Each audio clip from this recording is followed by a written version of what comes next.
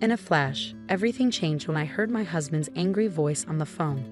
He yelled, "Why do you always fall apart when I need you?" He didn't seem to care that I was in the hospital because our baby was in danger. He complained about being hungry and waiting for my cooking while I was stuck in the hospital. He said he'd had enough and was going out to eat with his parents, leaving me to figure out how to get home on my own. His anger made me feel even worse, especially because I was scared for our unborn baby and worried that I couldn't protect them. I used to be a dedicated cosmetic salesperson known for my hard work and success. I had many awards and loved my job. Meeting my husband felt like a dream come true, and our relationship quickly turned into marriage. When I found out I was pregnant, I had to make a tough choice. Leave my job to avoid the risk of miscarriage, thinking about what was best for our family's future. As my pregnancy progressed, my husband's support seemed to disappear. What used to be excitement turned into frustration. Simple tasks became overwhelming for me, and I struggled to meet his expectations. He would ask, "Where's my lunch?" and then criticize the simple sandwiches I made, saying I couldn't handle smells. He dismissed my difficulties with, "Pregnancy is not an illness," making me feel alone in my struggles. This was so different from the man I had fallen in love with. He stopped coming to doctor's visits and showed less concern for the household chores that were becoming too much for me. Our home, once filled with love and respect, felt like a constant battle as I tried to protect both myself and our baby. I hoped that we'd eventually find our way back to understanding each other. Maybe he's just tired and stressed from mentoring a new person at work. I kept telling myself that once the baby is here, his busy schedule will ease up and we'll settle into a good routine as a family. I reassured myself, whispering "okay," while gently touching my growing belly, trying to stay positive despite the challenges with my changing body and our strained relationship. Things between my husband and me haven't improved. On top of that, my in-laws have started showing up unannounced, which has added to my stress. They criticize the cleanliness of our home and worry about how we'll manage with the baby, but they still expect me to serve them food right away. I feel overwhelmed and unprepared, and their visits always end with disappointment.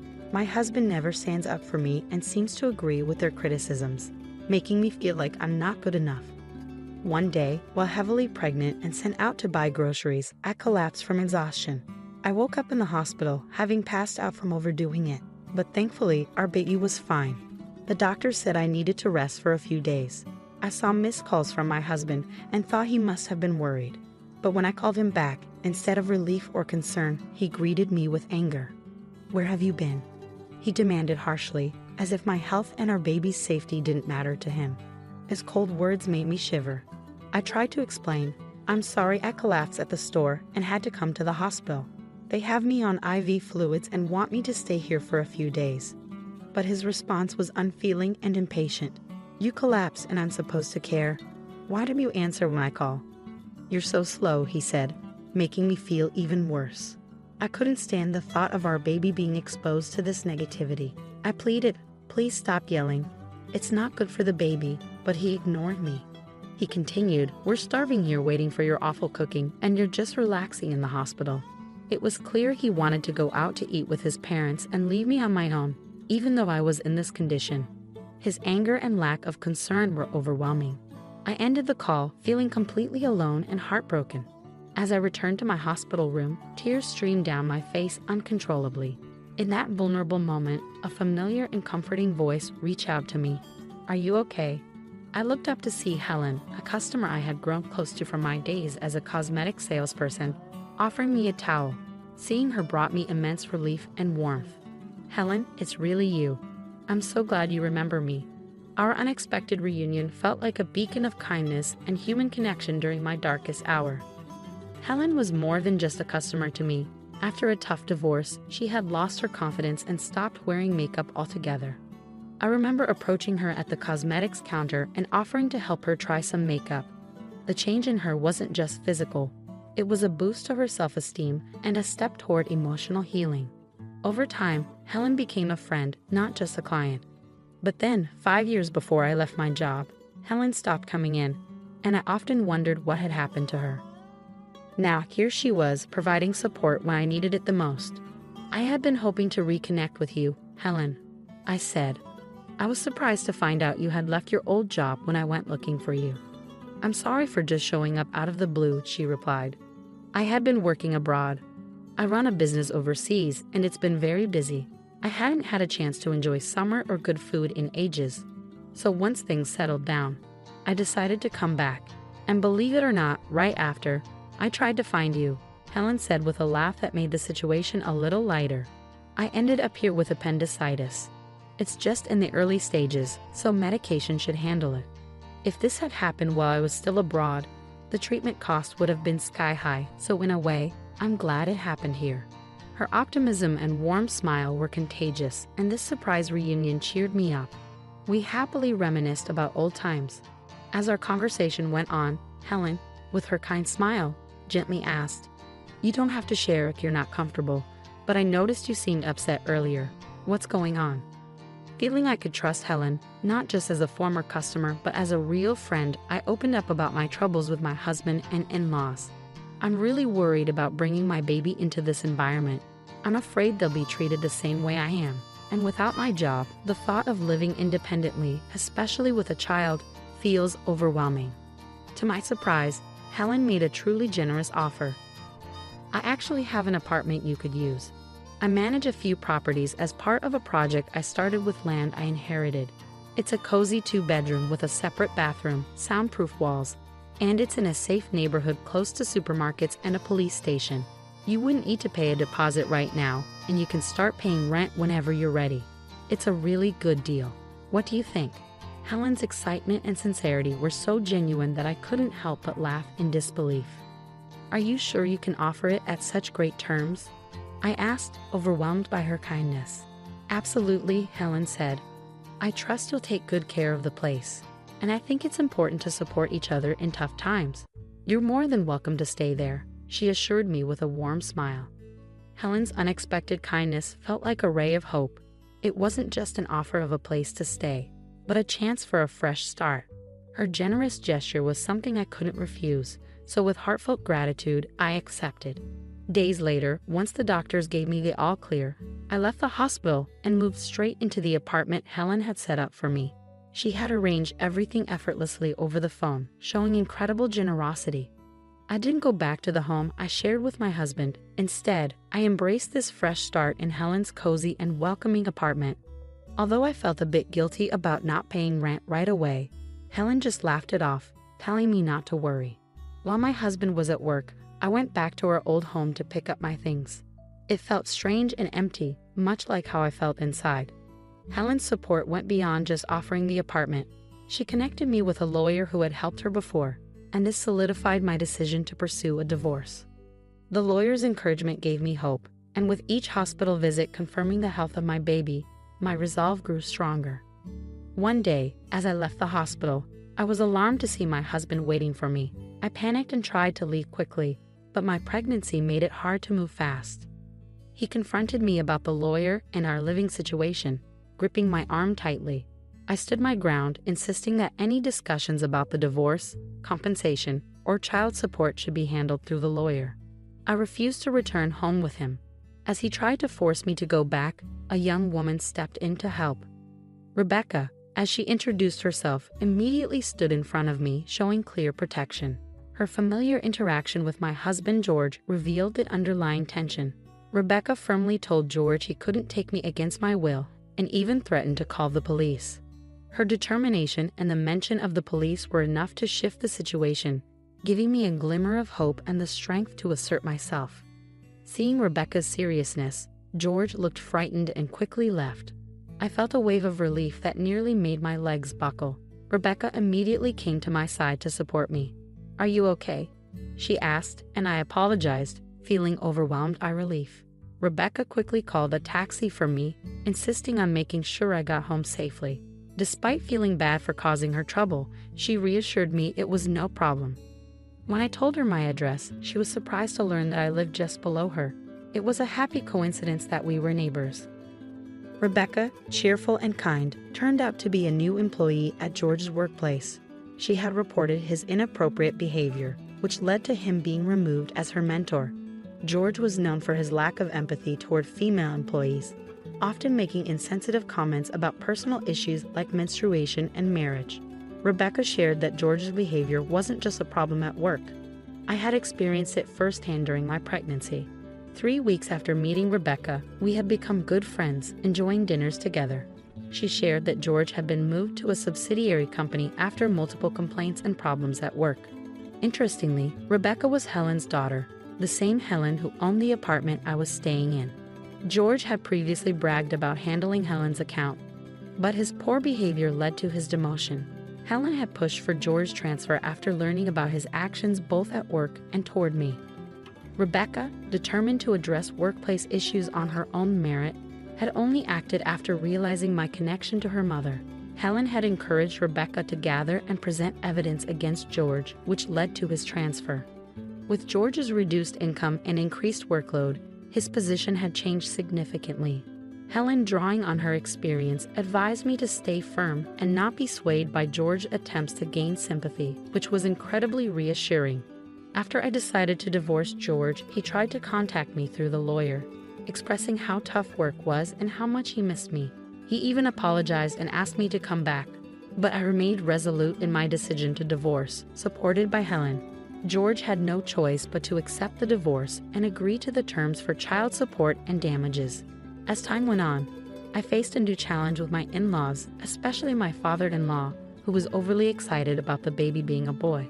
I sensed trouble brewing, and it wasn't long before my in-laws made their move. One day, while I was heading out, my father-in-law grabbed my arm.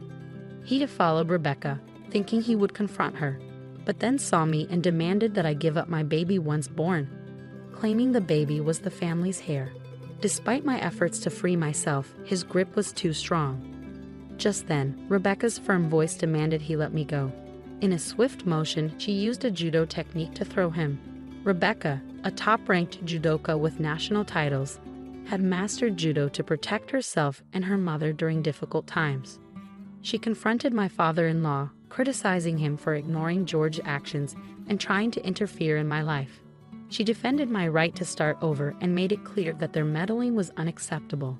The sound of approaching sirens revealed that Rebecca had called for help before coming to my rescue. My mother-in-law, who had been waiting in a nearby car, watched quietly as the police arrived and took both her and my father-in-law away. My father-in-law was arrested, and after some reflection, my mother-in-law decided to divorce him and start a new life in the countryside. George tried to persuade his mother to let him come with her, saying he was fed up with his job and the family drama, but she firmly rejected him. Through the lawyer, my mother-in-law sent her apologies and left some money as a gesture of goodwill. Helen explained that it's common for people to feel lost after leaving a marriage and that the money was likely her way of apologizing and supporting my son's future. I was surprised by her support, given her past behavior, but grateful for her attempt to make amends. After finalizing the divorce, I gave birth to a healthy baby boy. My mother-in-law chose to live in the countryside, preferring solitude over staying with George. When my father-in-law was released from custody, he found that the house had been demolished by my mother-in-law before she left. He ended up moving in with George, which only led to more problems and eventually caused George to resign from his job due to a damaged reputation. Despite the upheaval, child support payments continued to come in reliably, likely managed by Helen and the lawyer. Rebecca was recognized at work for her efforts and became a project leader, earning admiration from her colleagues. Helen's projects, including women-only properties and housing for foreigners, were thriving. As for me, once my son was old enough, I planned to return to work. Helen had offered me a position at a new high-end cosmetics store she was opening. She continued to support me and showed affection for my son, as if he were her own grandchild. Rebecca also made time to visit us. Both of them reminded me of the strength and kindness that had carried me through the toughest times. I was determined to be as strong and protective of my son as these incredible women had been for me. Get out! My mother-in-law, Catherine's harsh words hit me like a cold wind when it was decided that my husband would be sent to work in another country. Catherine took our house away from me and my little girl. With no place to go, I ended up in the park, holding my 2-year-old daughter, feeling lost and unsure of what to do next. Suddenly, police officers surrounded us. "Please come with us to the station," they said as rain poured down, making me shiver from the cold. Reluctantly, I followed them to the police station. There, I was surprised to see someone unexpected waiting for me. My name is Emma, and I'm turning 35 this year. I met my husband Bob at work, and after dating for a year, we got married. When we had our daughter Lily 2 years ago, I stopped working. Now, I live with Bob, Lily, and my mother-in-law, Catherine. We used to rent a place, but after Catherine's husband passed away and she started having trouble with her knees, we decided to live together and bought a new apartment. We thought it would be best to live somewhere with good transportation access because of Catherine's knees. Buying an apartment was cheaper than a house at the time, and it has an elevator, which makes life easier. Catherine also preferred the apartment, so we made a down payment and took out a 35-year loan. Bob's job often requires him to travel or relocate, but since we bought the apartment, we were told he wouldn't be transferred for a while. However, he travels for work more than other employees, about once a week to other states. Having a 2-year-old daughter, I feel really stressed when my husband Bob goes on his business trips. At first, my mother-in-law Catherine was helpful, but now she doesn't help with taking care of our daughter at all. Instead, she makes more work for me. For example, she eats and leaves her dirty dishes lying around, and she doesn't rinse cooking utensils after using them. I'm often busy with our daughter, so by the time I notice, the food is stuck to the dishes, making them hard to clean. Even when I ask her to at least rinse them, she just says sorry and promises to do better next time, but she doesn't. I notice that she rinses the dishes when my husband is around, but not when I'm alone. This made me think that Catherine is intentionally making things difficult for me. Sometimes, when she asks if I need anything from the store and I say no, she later tells me she actually needed something, which happens a lot. I used to try to help Catherine a lot because of her bad knees, but now I'm feeling less inclined to do so because of her behavior. I thought about talking to my husband Bob about it, but he's already stressed from work, so I didn't want to add to his worries. Catherine's behavior started soon after we moved in together, and it's been going on for years now. When I talked to a friend about it, she said it sounds like Catherine is bullying me and suggested I talk to Bob about it.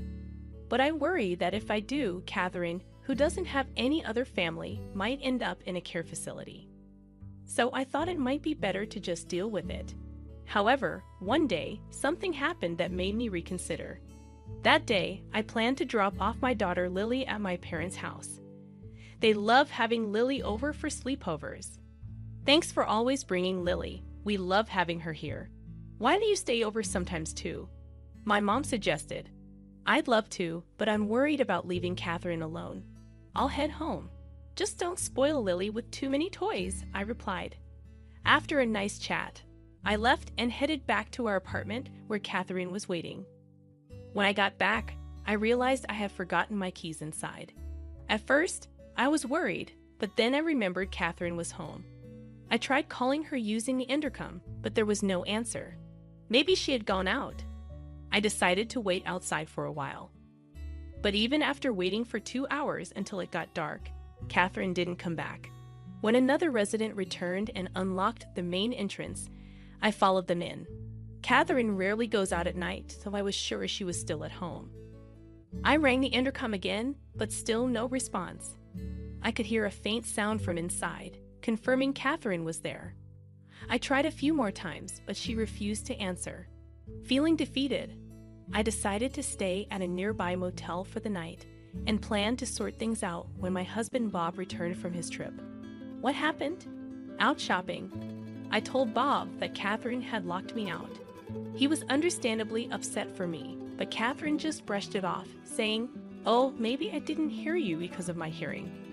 I'm getting old, with a smirk on her face. I was relieved to be back inside.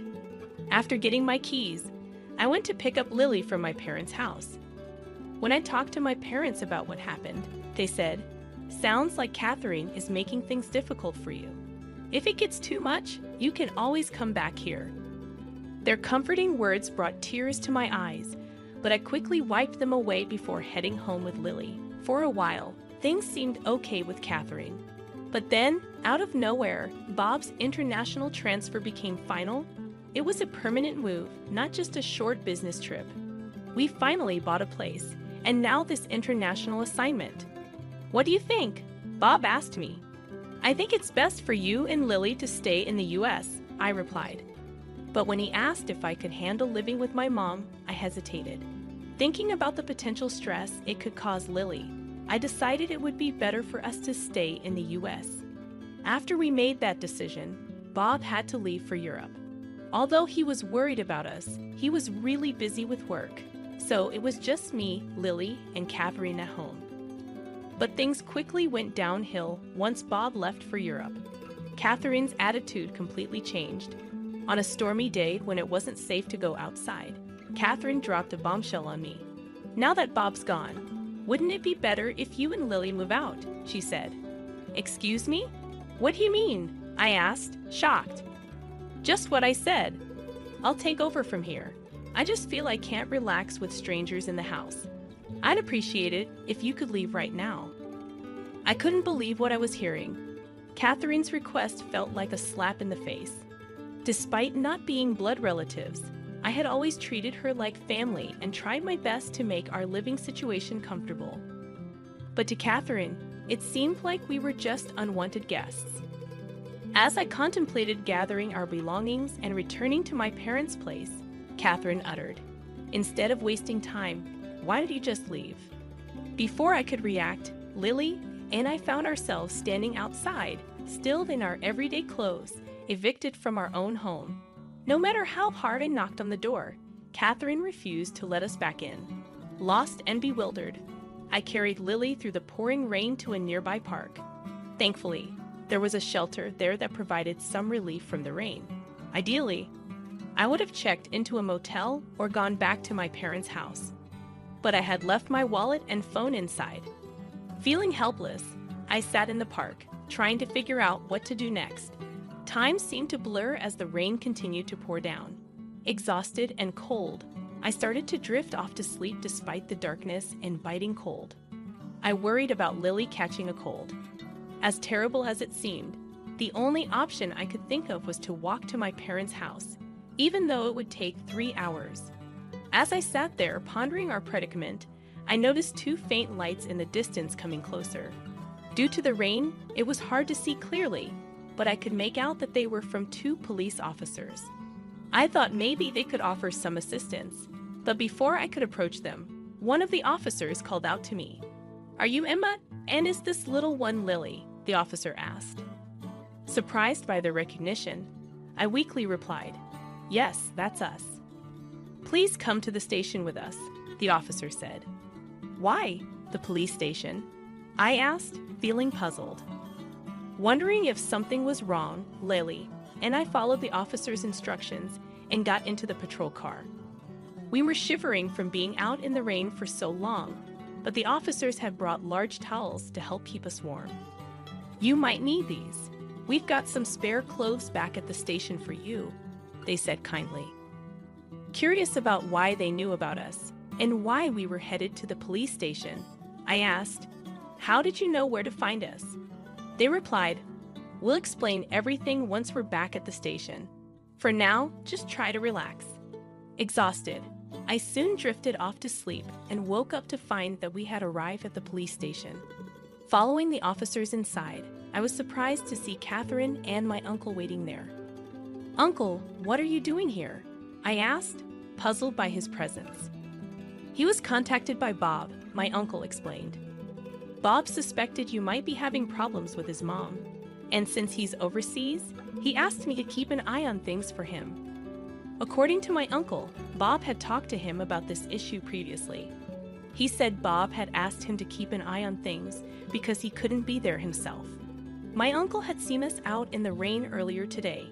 He had considered taking us in himself, but he thought Catherine's actions were extreme, so he decided to report it to the police. That's how the officers knew where to find us and came to help. Catherine had also been summoned to the police station. She sat on a sofa, glaring at me, appearing unaware of why she was there. "Why do I have to be here? My knee is bad, you know. If Bob was here, this wouldn't be happening," Catherine argued. But the whole situation stemmed from Bob asking my uncle for help. In discussions with the police, it seemed likely that there could be legal consequences. Therefore, I was advised to consider hiring a lawyer. That's an exaggeration. I just locked the door, that's all. I didn't do anything else, Catherine defended herself. Do you even realize what you've done? You threw Emma and a little child out in pouring rain. That's unforgivable. My uncle defended us, asserting that I was the rightful owner of the house. That's impossible. Bob is the head of the household. He's the rightful owner. Now that he's not here, it should be mine, Catherine argued. Catherine believed Bob was the owner, but she was mistaken. In fact, my uncle, who runs a real estate business, helped us get a great deal on a condo. Bob suggested putting the property under my name. I didn't think much of it at the time, but now I'm grateful I listened to Bob's advice. Following my uncle's guidance, I decided to hire a lawyer. The lawyer explained that it would be difficult to remove Catherine from the house. Therefore, the best option might be to place her in a care facility. Upon hearing the lawyer's advice, I immediately called Bob to explain the situation.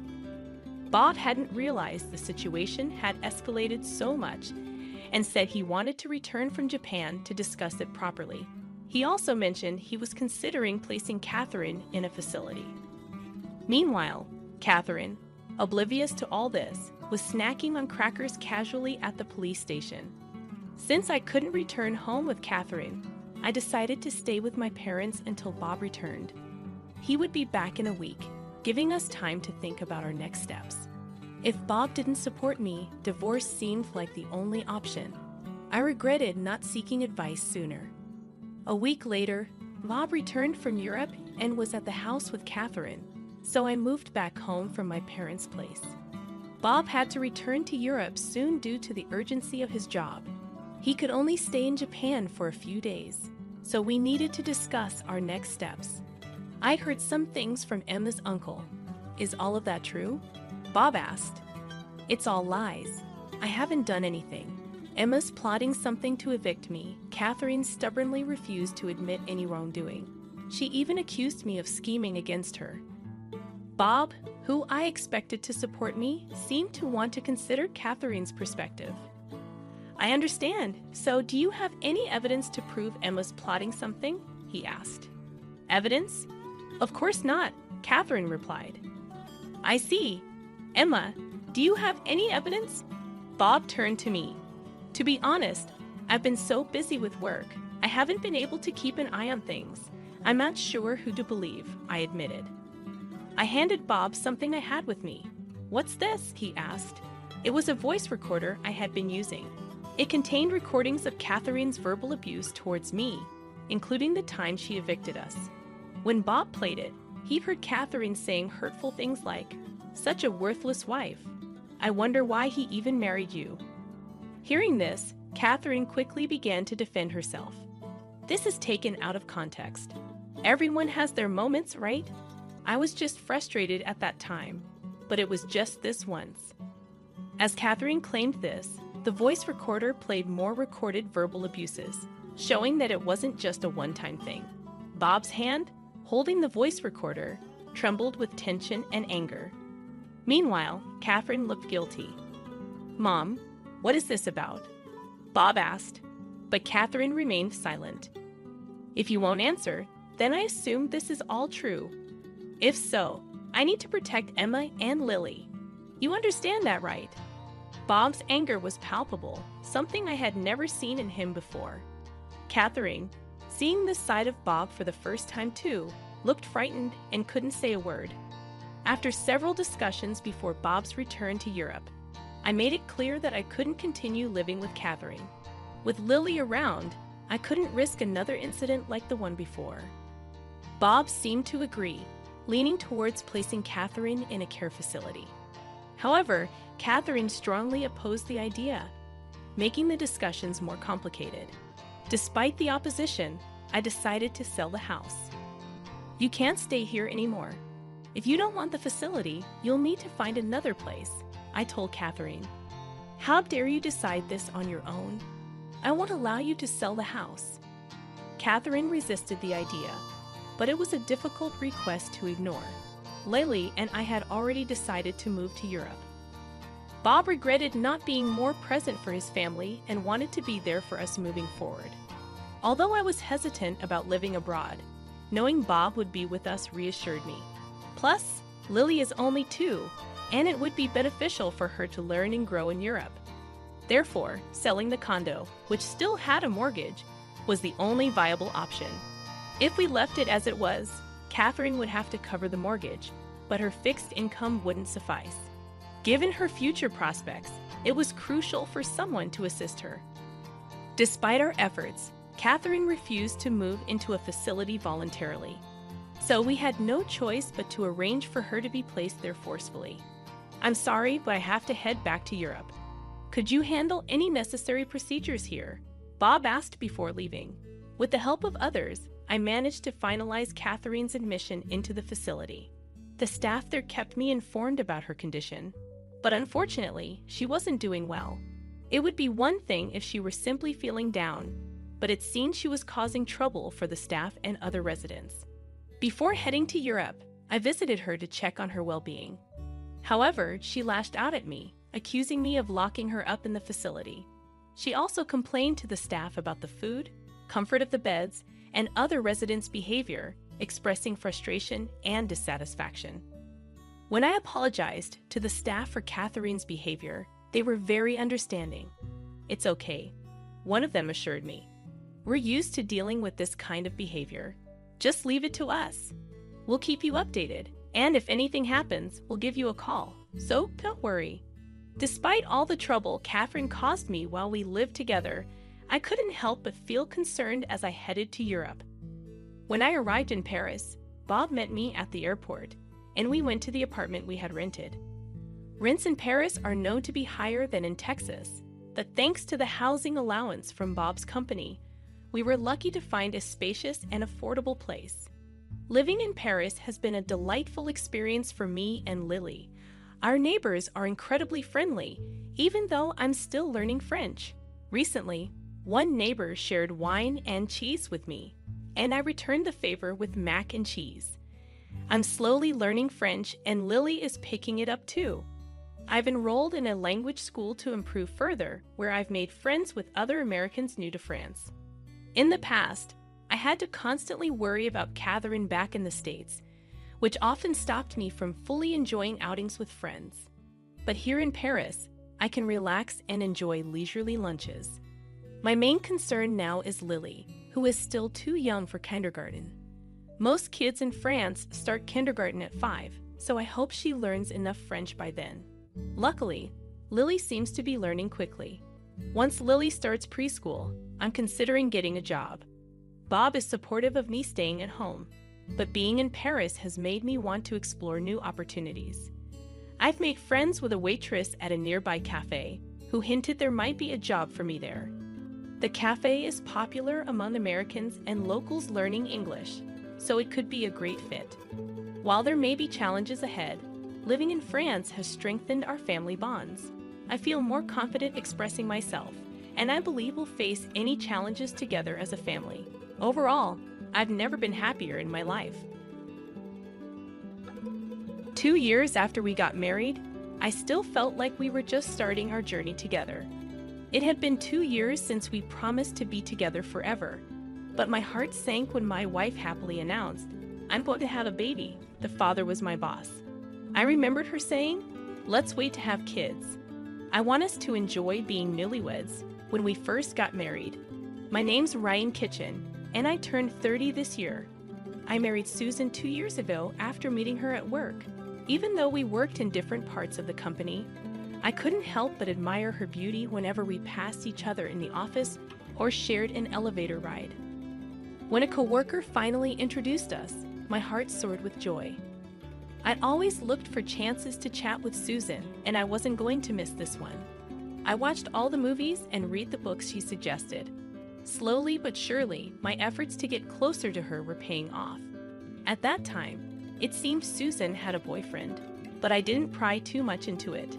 I was showing her that it didn't matter to me. Looking back, I'm amazed at how persistent I was.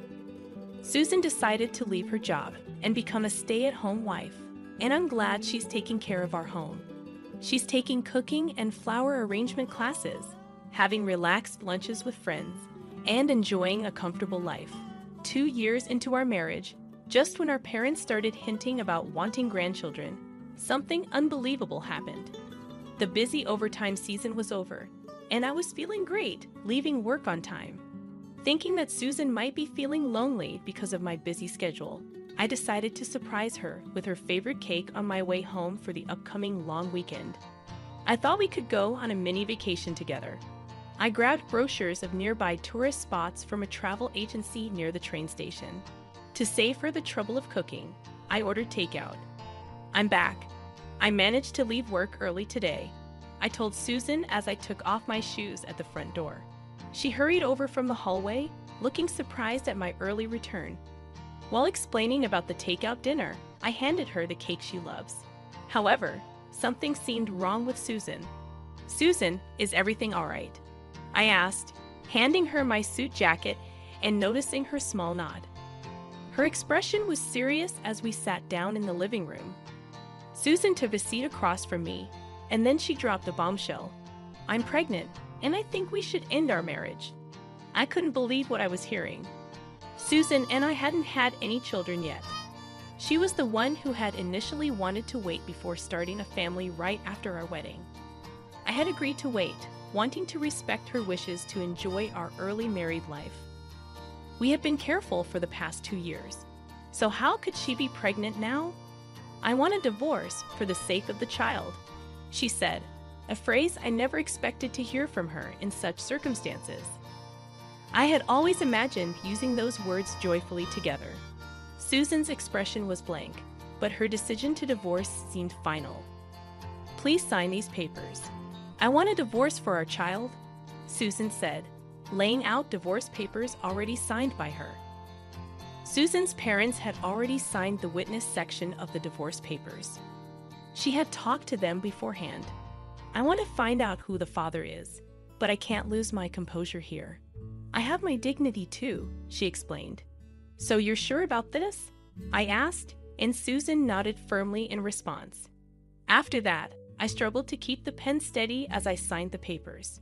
Susan neatly folded the divorce papers, indicating she had already packed her belongings. With a large suitcase in hand, she made her way to the door, leaving me speechless. I couldn't find the right words for Susan as she prepared to leave. She didn't look back at me. Her feelings for me were gone, evident from her expression. She disappeared into the fading light, dragging her suitcase behind her. All I could do was watch her leave. That night, I drank alone until I passed out. Waking up in the living room, I realized I had caught a cold. It wasn't just a hangover. I was plagued by headaches and chills. I called my workplace and said I needed a sick day to recover. Reflecting on last night, I wondered if it had all been a dream. But there sat the liquor bottle and the pen on the living room table, reminding me it wasn't a dream. Susan had really betrayed me and left. Reality hit me hard, and my chest ached with pain. It's true what they say, the harder they fall. I couldn't believe how much I now despised Susan, the woman I had once loved so deeply. Determined to find the other man, I spent the day searching through Susan's belongings. Despite my anger, I couldn't help but notice the ring and bracelet I had given her during our dating days still in the jewelry case. And then I found our wedding ring in the trash. What was she thinking when she threw it away? Just thinking about it made me feel sick. Despite spending the whole day looking for clues about the other man, I'd only succeeded in worsening my fever. Despite my efforts to keep busy, my health didn't fully recover in just one day. In the end, I ended up taking a week off from work to sort things out. When I finally returned, I was taken aback to find that my coworkers already knew about my divorce, even though I hadn't shared the news with them. "How are you holding up, Ryan? Seems like you're quite sensitive, getting sick over a divorce," remarked my direct boss, Tom Gary, with a smirk. Gary had always been a thorn in my side, constantly making things difficult for me with his pretentious attitude and questionable behavior. As I reluctantly tolerated his presence, it dawned on me that he had mentioned the divorce. Then it hit me.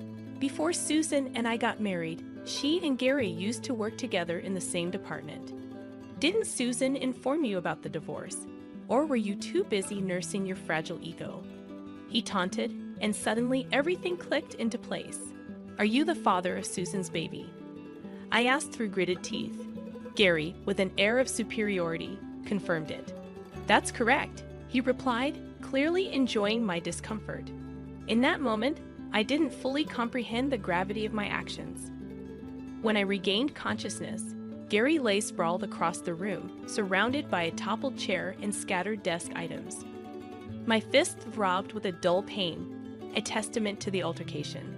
The scene resembled a chaotic festival, with some people assisting Gary while others attempted to restrain me.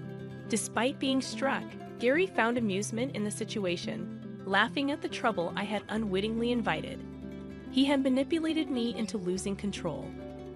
Gary happened to be the grandson of the company's founder, making matters worse. By punching him, I had assaulted a future executive. Predictably, I was suspended and ultimately terminated from my job.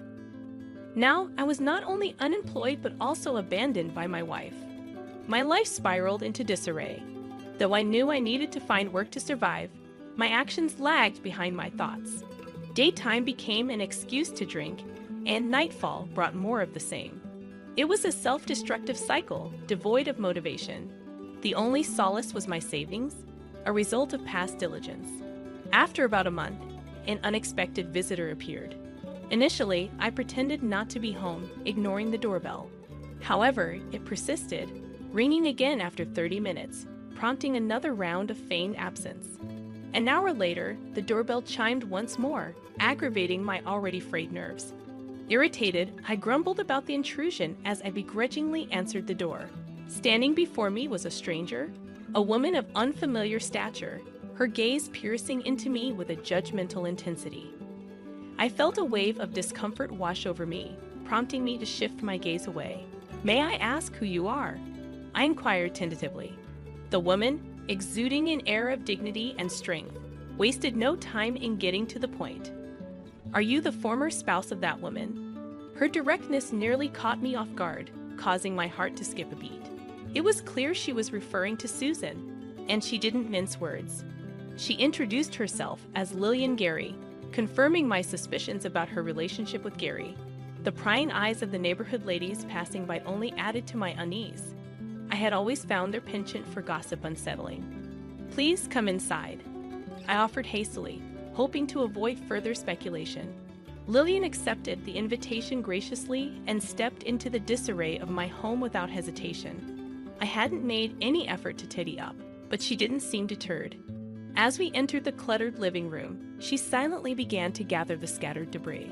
"I can handle that myself," I protested weakly, but she dismissed my objections. "We can't have a meaningful conversation amidst this chaos, can we? If you're not going to assist, please take a seat." She snapped, so I straightened up and settled onto the couch, watching in silence as she efficiently tidied up the room. "Why don't you freshen up?" she suggested. Her words caught me off guard, prompting me to hurry to the bathroom. I quickly washed my face, startled by the unfamiliar face staring back at me in the mirror. I shaved, washed, and combed my hair, feeling a semblance of normalcy return. For the first time in a while, I felt a bit more human. Returning to the living room, I found the cleaning already completed, with the trash bagged and placed in the hallway. "I used your kitchen," Lillian mentioned as she handed me a cup of tea. She seemed surprisingly capable for Gary's wife. "Thank you. I feel like myself again," I expressed, surprised by the sincerity of my gratitude. Lillian responded with a faint smile, though it quickly faded. "My husband asked for a divorce because he fathered a child," she stated bluntly, clearly not one to mince words. "I went through the same thing with my wife. I'm already divorced," I responded, indicating that it was no longer my concern. She let out a deep sigh, suggesting that Gary's indiscretions were nothing new to her. Apparently, he had previously settled a scandal involving Susan with money, leading her to immediately marry me as a sign of ending things with Gary. This time, Gary attempted to resolve matters with money again, but Susan refused to budge. From Lillian's tone, It was evident she still harbored feelings for Gary and desired to rid herself of Susan. "So, you want to reconcile with Gary instead of getting a divorce," I summarized, surprised that she could still have feelings for someone who had cheated on her twice with the same woman and had a child with her. Lillian appeared taken aback when I asked if she didn't want a divorce, as if the thought hadn't crossed her mind. "Do you believe it's possible to move forward from this?" I questioned, finding her expressions and demeanor intriguing. I awaited Lillian's response with anticipation. With a slight smile, she simply remarked, "We're still married after all." I'm not sure why, but her words left me feeling defeated.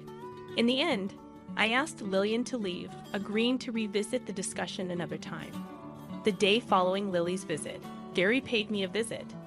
It appeared he had been informed by Lillian about her conversation with me the previous day. As a former superior, I ushered him into the living room. Gary glanced around the room and chuckled. "What's amusing?" I inquired. "Lillian's handiwork, isn't it?" Gary replied, a hint of amusement in his voice. I hadn't noticed, but it seemed Lillian's touch was evident in the tidiness of the room. The camaraderie between them grated on my nerves. When I questioned his reason for visiting, Gary disclosed that he had a favor to ask. He wanted me to persuade Lillian to divorce him. His request left me stunned. According to Gary, Lillian is unable to conceive, and he desires an heir. Susan's pregnancy presented a perfect opportunity for him. He offered me a bribe to persuade Lillian to agree to a divorce, placing a thick envelope on the table. The sight of him trying to resolve everything with money sickened me. "I want children, something Lillian can't provide," he stated, pushing my patience to its limit. I grabbed him by the collar, but he continued laughing, seemingly confident he wouldn't be struck again. Just as I prepared to swing my fist, a soft hand intercepted my raised arm. "Is my husband worth hitting?" Lillian's voice cut through the tension as she entered the room. "You left the front door wide open." "That's careless," she scolded me, causing me to release my grip on Gary. "Okay," I muttered, feeling the momentum drain from my confrontation. "So you desire a child." Lillian murmured, her gaze fixed on Gary, who nodded in agreement. From her back, she produced divorce papers. "Are you satisfied now?" she asked, offering the papers to Gary with a stunningly beautiful yet unsettling smile. As Gary accepted the papers, his fingers brushed lightly against her hand, leaving me with a sense of intrusion. I quickly averted my gaze, feeling as though I had witnessed something private.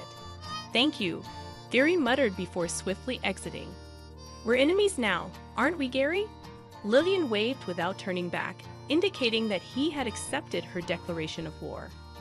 Once Gary disappeared from view, Lillian turned her attention back to me. "Shall we nurse our wounds together? But first, let's seek our revenge," she proposed. We both decided to separately demand compensation from Gary and Susan. Knowing their wealth, we anticipated they would comply with our demands regardless of the amount. I instructed my lawyer to handle all proceedings simultaneously, driven by my desire to see them suffer, even if just a little. This retaliation would be child's play, a small taste of payback. After making our demands, Susan finally appeared, tears streaming down her face. It seemed Gary would pay his share, but he refused to cover Susan's portion. While this was expected given their unmarried status, there seemed to be more to the situation. During a meeting involving the four of us, Gary attempted to shift blame onto me for Susan's infidelity, citing my busy work schedule as the cause of her loneliness. "You're quite the master of deception, aren't you? But your tricks won't work on me," I retorted. Lillian then produced a report from Gary's private investigation, commissioned by his parents. It revealed that Susan and Gary had been involved prior to my marriage to her, and Susan had accepted a settlement to end their relationship. However, their affair had continued clandestinely. Apparently, my marriage to Susan had been Gary's idea as a cover-up. My dedication to work and my somewhat insensitive nature made me an ideal husband for their purposes. Additionally, working alongside Gary provided them with a convenient means of monitoring me. The level of detail in the report compiled by Gary's parents at significant expense, was astonishing. Lillian calmly read through the contents, causing Gary and Susan's faces to pale. Susan was the first to crack, her hysterical screams filling the room until they were cut short by tears. "Stop it now. It's not good for the baby if you stress yourself out." We reprimanded her, prompting Susan to flinch. Under the weight of Lillian's icy gaze, Susan fainted on the spot. Gary, in a panic, rushed to her side, cradling her in his arms. Lillian's smile hinted at her surrender. "That's a pity. I believe Lillian truly loves Gary. Love and hate are two sides of the same coin. The deeper the love, the deeper the hate," she mused. It seemed Gary understood this too.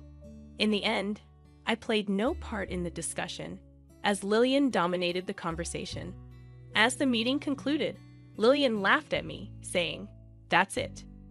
Afterwards, news of my divorce spread throughout the workplace, as I had disclosed it to my colleagues. Despite the company's attempts to keep it under wraps, it was too late. Gary found himself sidelined at work and estranged from his family. Susan, now remarried, struggled with issues involving her in-laws. Gary's parents, who favored Lillian, treated Susan poorly, having driven Lillian away. Once all the alimony and other matters were settled, I invited Lillian for coffee.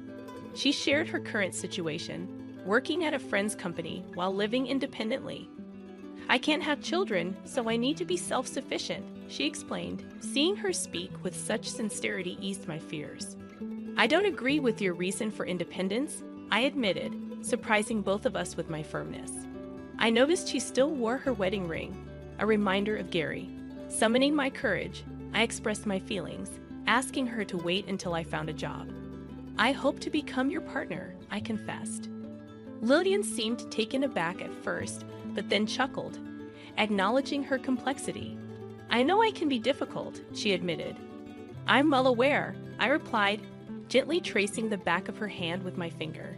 It seemed she was letting go of her past as she removed her ring. Then she lightly touched my hand, her affectionate gesture filling me with warmth. "I'll make you happy, so please wait," Lillian explained, her laughter brimming with joy. In that moment, I vowed to protect her smile forever. As the video concluded, I reflected on our journey together, eager for the future. What did you think? Subscribing to the channel will encourage us to produce more.